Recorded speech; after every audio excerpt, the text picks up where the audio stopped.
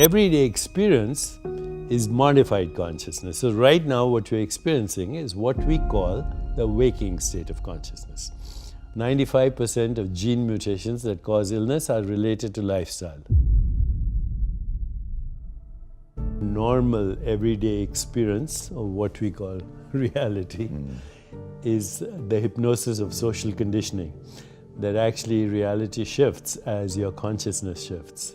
A lot of people will tell you it's in the brain, but I can assure you there's no colors in the brain. There's no color red. When you look at the red color, there's no color here in the brain.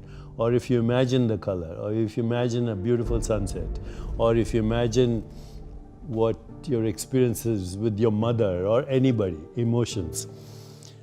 The brain only shows chemical activity. That's called the hard problem of consciousness. All that's going to your brain is an electrical current. It's called an action potential. But you're experiencing this room, you're experiencing your own body, you're experiencing thoughts. In fact, you're experiencing what we call reality, everyday reality. Believe it or not, no neuroscientist can tell you how that happens. They can look at what they call neural correlates. A correlation is not a causation, as we know. If the rooster crows in the morning and the sun rises at the same time, we don't assume that the rooster caused the sun to rise.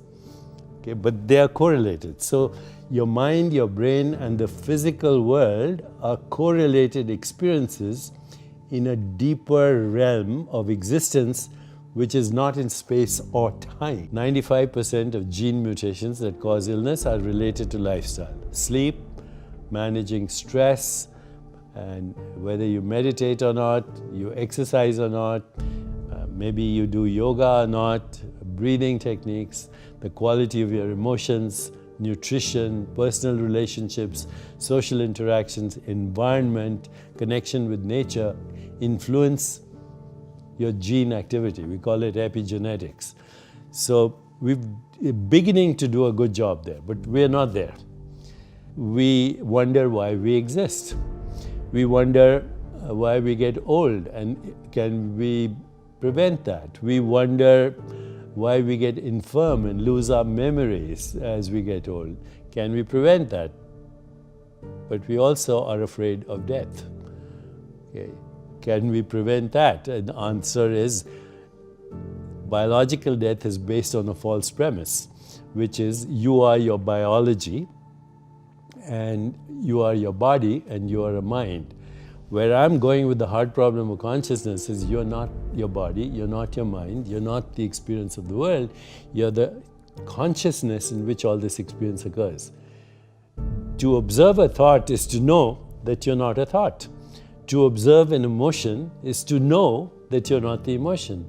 To observe the body is to know that you're not this bundle of sensations and perceptions. I'm a timeless being that can morph myself into any experience, including the human experience, which is amazing, but the human experience is also that which causes existential depression.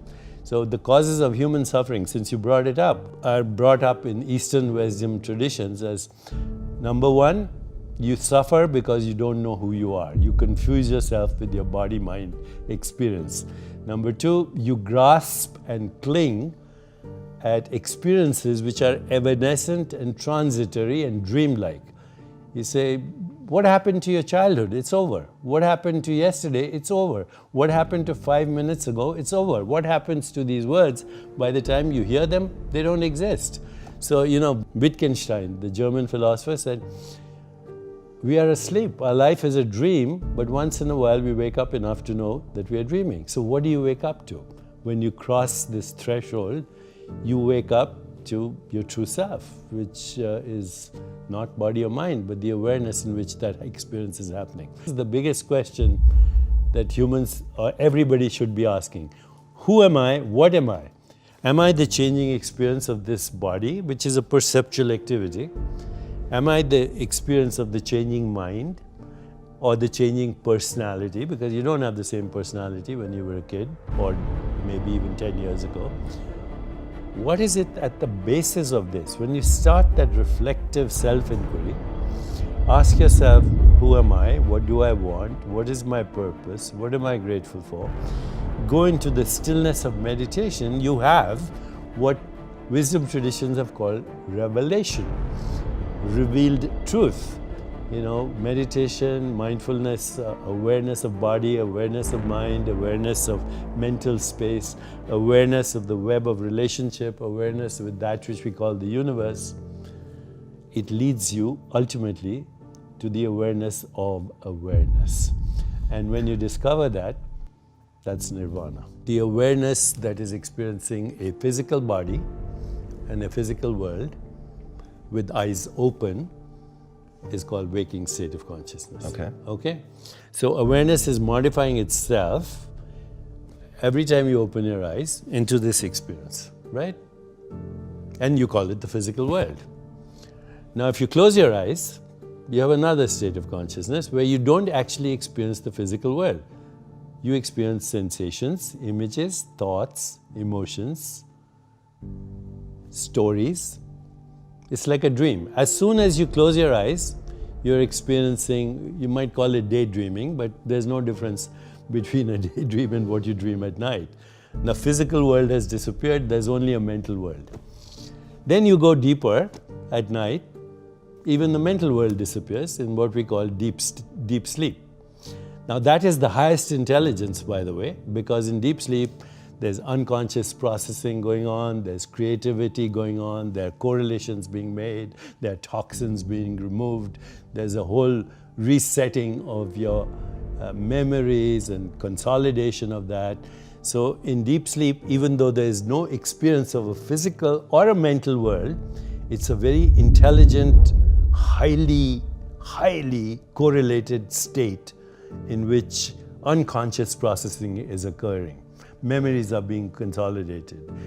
Imagination is being refined, etc., even though you have no conscious experience. What we call reality, what today's science calls reality, comes under the heading of naive realism. Einstein was a naive realist. I start my day with 4 questions. Who am I? What do I want? Who wants to know? What is my purpose? And what am I grateful for? You live the questions, consciousness moves you into the answers, because consciousness is infinite and has infinite correlations. You don't have to worry about the answers. The one mind, or the one consciousness, differentiates itself into what we call the universe, with every species of consciousness knowing the universe in its own unique way.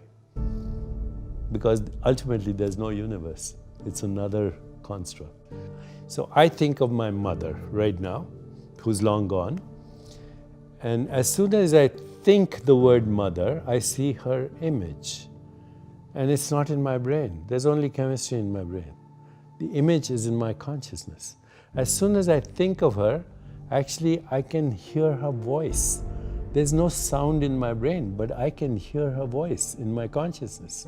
As soon as I think of her, I feel an emotion. Maybe there's oxytocin in my brain, but I'm not experiencing oxytocin. I'm feeling this immense emotion of joy just by thinking of her. I can even smell her skin when I was a baby. Where did all this come from? Just by thinking of the word mother, okay? The word mother in pure consciousness created this whole gestalt of experiences. I call this qualia entanglement instead of quantum entanglement. Qualia means quality of experience. Sensations, images, perceptions, feelings, thoughts. Ultimately, that's all there is. Gratitude opens the door to abundance consciousness. When I'm feeling grateful for what I already have, I feel fulfilled and joyful. And if you have gratitude, you can't experience hostility at the same time.